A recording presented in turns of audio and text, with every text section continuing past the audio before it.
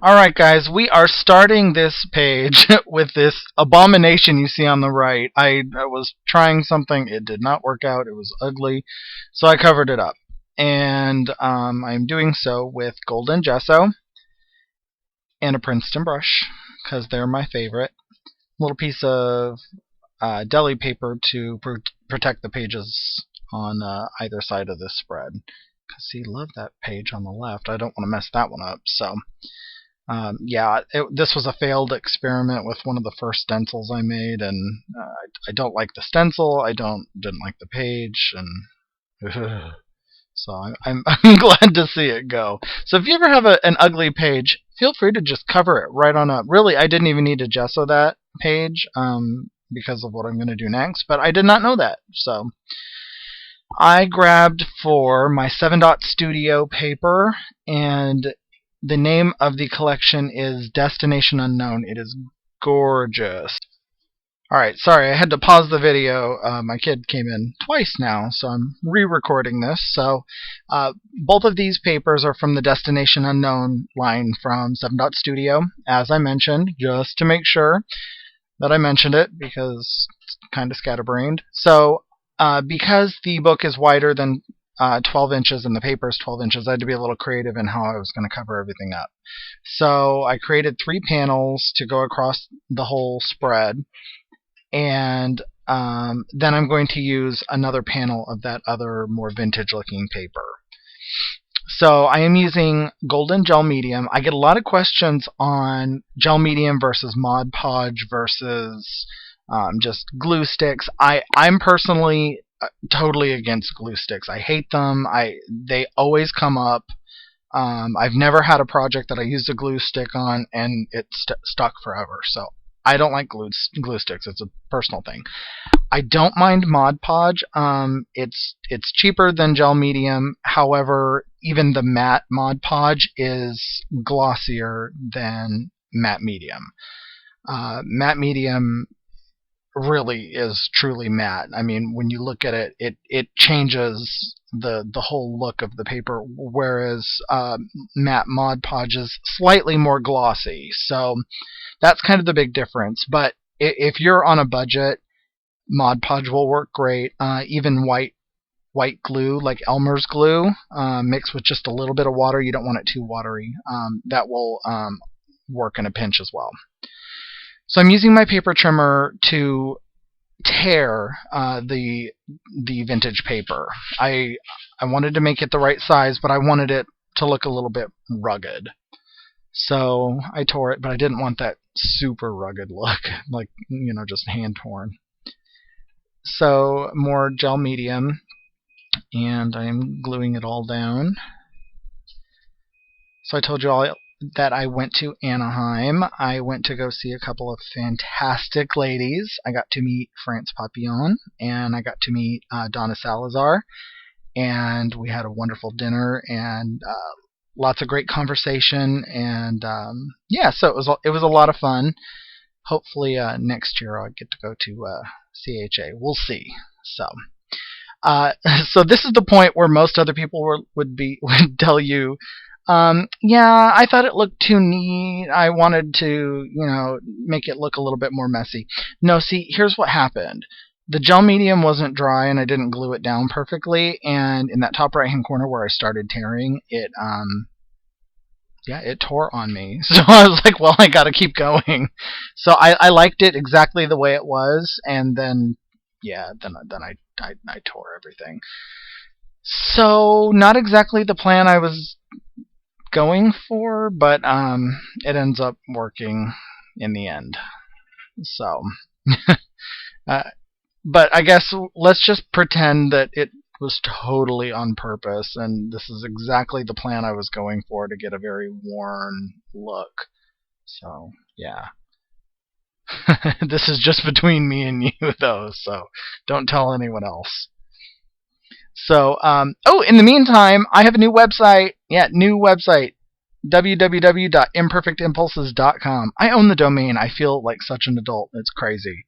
So this is titanium white, fluid acrylic, and just a little bit of water and a brush, and I'm just splattering or spattering, excuse me, on the page.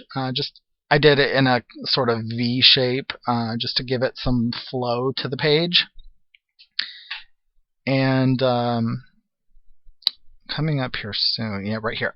Somehow Dilutions got involved. I think I sprayed that. If you see that deli paper on the left, there's a stencil that comes with this collection, and it's just so fine in detail that it's hard to get a good spray through it. So I tried wiping up the dilutions, and it ended up tinting everything. So I tried painting the edges white, which worked a little bit. They're still kind of tinted from the dilutions, but whatever.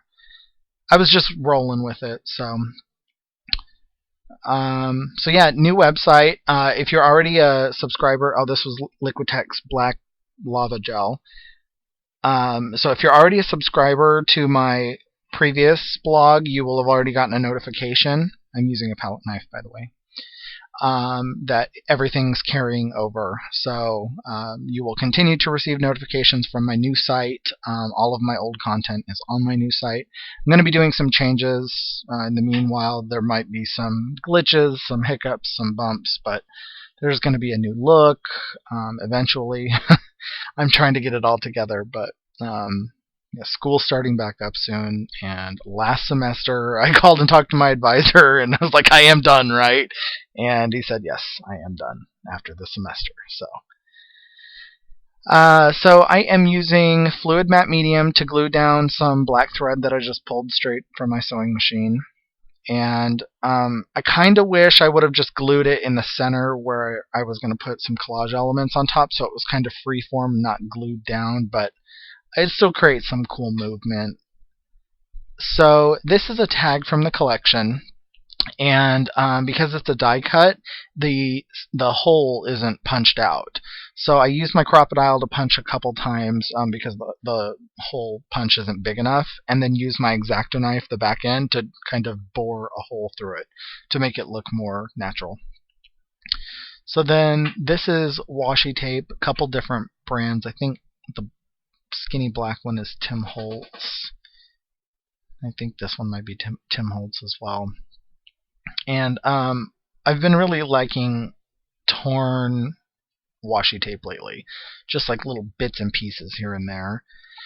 I'm working on a canvas right now. I started it today, and it started with torn washi tape, and I'm really liking where it's going. It's not done, so yeah, it's got some ways to go, but yeah.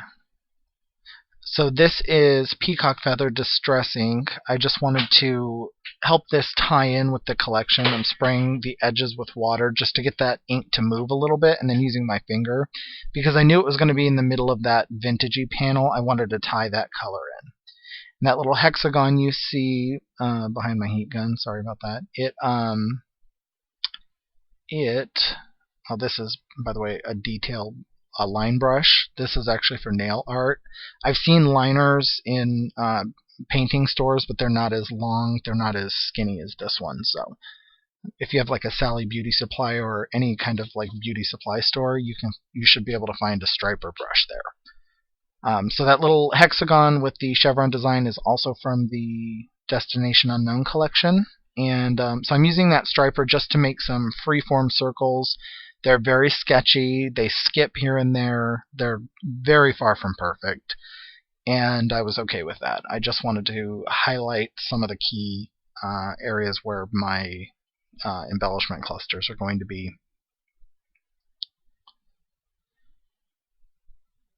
I'm not sure what I'm doing right here.